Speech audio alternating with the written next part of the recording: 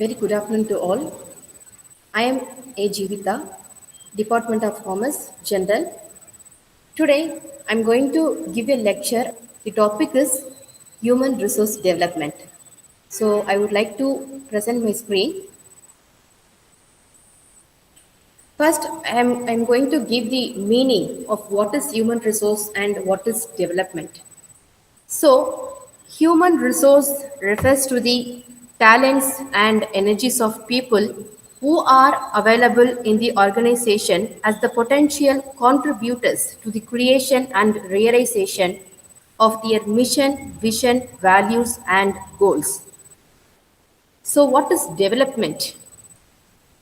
So, the next part, development is it is the process of active learning through experience. So, development, if you see people who crossed 20 years of service, 25 years of service, they all get more knowledge in their career. So, this development refers to the process of active learning from experience and it's leading to systematic and purposeful development of the whole person, their body, mind, and soul. So, this development is the process of active learning through experience. So, what is the difference between this training and development? This training and development will vary. So, to whom this training is important? To whom this development is important? This training is important for non-managerial personnel. This development is important for managerial personnel. Non-managerial personnel means those who are stepping into the work for the first time. They will not understand anything so that they are going to get the training from them. So for non-managerial personnel, it is important. For development, it is for managerial personnel. And what is necessary in training? So the technical and mechanical aspects will be teach in training, but development is a conceptual ideas. They have to be implemented some ideas. So according to that, they have to be act. So the next question is why it is important. It is important for doing the specific job. It is important for doing the specific job, but development it is necessary for variety of job. Say for example, if you see banker who is work in the bank, they might be work in a check counter, they might be work in the customer relationship counter. One must be work in the other counters. So the example is varying. They will not staying in the only one place. So this work of the job, bank job especially, they will be changing from one place to the another place once in a 6 month. So they have to be in the position to increase their skills and they will deal with variety of industry sectors. So this is what the development. And the next question is long, like no, the duration period. What is the duration period for training? The duration period for training is a short term period, but the duration period for the development is a long term period because through the experience only we can achieve this point. So the next slide, training and development. We all know this. Training is very expensive, but without training, it is more expensive. People may exploit the materials, human resources. They may exploit the materials. So training is expensive. Without training, it is more expensive. Then the next one, training, it bridges the gap between existing and the required means of skills, knowledge, and next point, methods of training. If you see methods of training, we have two methods of training. One is on the job training, the another one is off the job training. What is the meaning of on the job? On the job training is doing by itself or is learning by itself. The work which we are doing in the workplace, that is called as on the job training. But what about the off the job training? Learn something away from the workplace. Learn something away from the workplace is nothing but off the job training. So there are two kinds of training. This is very, very important, training and development, on the job training and the off the job training. The next part, we'll see one by one what it is. So in the on the job training, we have many categories. First, we will see the last one, job instruction technique. What is job instruction technique? Job instruction technique is a technique and it is a one of the best training through step by step process. Step by step process. In this we have four steps. Okay, the four steps are telling, demonstrating, then illustrating, then question and answering. Telling, demonstrating, illustrating, question and answering. So, first, initially, the first step, telling, that is no explaining verbally, explaining verbally. Then the next step, demonstrating, is nothing but how it is going to be done. Demonstrate. Then the third aspect, illustrating, that is explaining with written materials and also with the pictures. They will explain you what it is. And then question and answer sessioning, the last point. Asking about and discussing the everything, like no contents. Asking the full contents. If you have any doubts, you can ask your questions and they will explain you what it is. Okay, if you're going to learn car driving, then these four steps they will definitely do. They will tell, they will show you, they will illustrate you, and you can ask your questions and they will put answer for you. Okay, so this is very, very important. Then the next one, the first one, no, coaching. So coaching, I can say coaching is a learning by doing process. Learning by doing process. It is an activity of guiding manager by a senior one. Manager by a senior one. Who can give coaching? A very senior personality can give coaching, right? So it is an activity of guiding manager by a senior one. So he renders advice, criticize, makes necessary suggestions, and gives directions for their growth and development. This is what coaching. Okay, so coaching is also very, very important aspect. And the next one, we have some more methods is there. Here I'm not mentioned, but understudy. Understudy is also one of the important technique. Understudy is a development technique in that to prepare a manager for taking over charge of his senior one, who is the key role for the next position. Okay, if senior manager is transferred to some other place, who is the next person who is going to be play a key role? So the senior person will give training to the junior personality. If he transfers or else if anything happened to that senior personality, the next person will take this position. That is what understudy. Okay. So the next point here I mentioned, the mentoring. We all know what is the meaning of mentoring. Mentoring is a wise counseling. So a senior man acts as a friend to the junior personality. Mentoring. While we are mentoring, we should be very careful while mentoring the students also. We should act as a friend to them.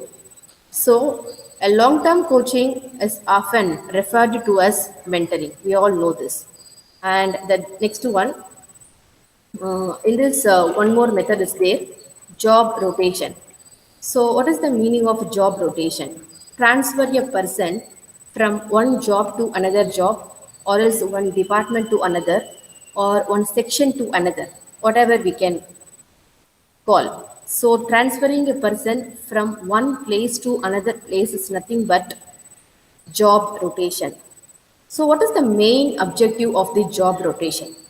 To acquire diverse skills and knowledge is very, very important. To acquire diverse skills and knowledge. So that I can earlier give one example that bank. So a banker may play a different role, like he might be act as a cashier, token counter, and he might be in the clearance department. He might be in the passbook issue department. cash counter, verification department, safe deposit department. He might be dealt with the customers sometimes. So this particular banker are supposed to play a different role. So once this person is transferring to one place to the another place in once in 6 months time, he will able to know what are the different types of jobs, different types of skills is there in the banking department. So here we have to be understand that the main objective is you will understand the difficulties of work and realize the circumstances under which his colleagues are also working. This is very very important. We have to be understand the other persons also. So there are four important methods in on-the-job training: coaching, mentoring, job rotation, and then job instruction training. Apart from that, I said one more thing also, that is understudy. Now we'll see the other part. This is what I explained. Off the job training, I told off the job training is doing something away from the workplace, that is called as off the job training. And now the next slide is the first training is sensitivity training. In this sensitivity training, what it is mean all about? Sorry, sensitivity training by creating an experimental laboratory situation in which employees are brought together and in groups, and they will interact with one another and understand the other persons.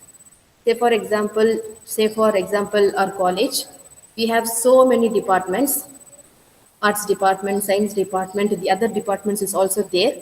So the new staff will not knowing the other staffs, so they might be get together function or else any event. They have to be speak with the other persons so that they will be understand and the work will be very smoother once they speak with all the personality who are available in the organization. So all the works they can share, they will be coordinately doing the work.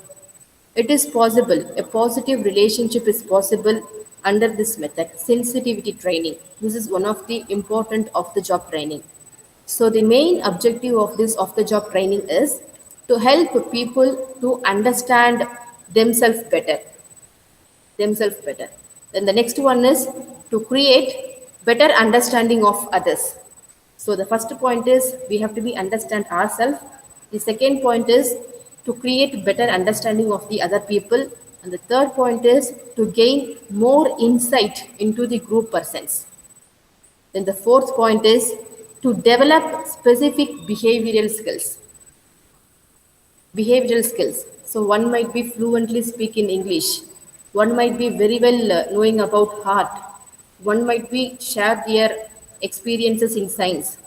So once we are mingled with these type of people, then we can able to get more knowledge and diverse skills. So this is one of the important aspect. Lectures. We all know what we are doing is the lecture. Lecture. While we are lecturing, all the other personality will listen to us. Okay, it is a one way of communication. Only one person is talking about the content or else the matter. But lectures and conferences both are coming on the off the job training only. Conferences, we all know that many persons are involving in this. It is a two-way communication where the questions will be asked, answers will be questions asked, and probably this person might answer for these questions. So many research personalities involved in this conferences, and serious discussions will be going on, healthy discussions. This is what lectures and conferences. Demonstrations we all know. And the next important method is this one. Methods that come under behavioral approach, games and simulations. So the first one is business games. We can say that it is a management games also. What it is all mean management games? So management games we can know all the aspects. These are based on the set of rules, procedures, plans, relationship, principles derived from the research. So, in this particular management games, it is an involvement oriented process. We all know what is involvement. We have to be connected with the games.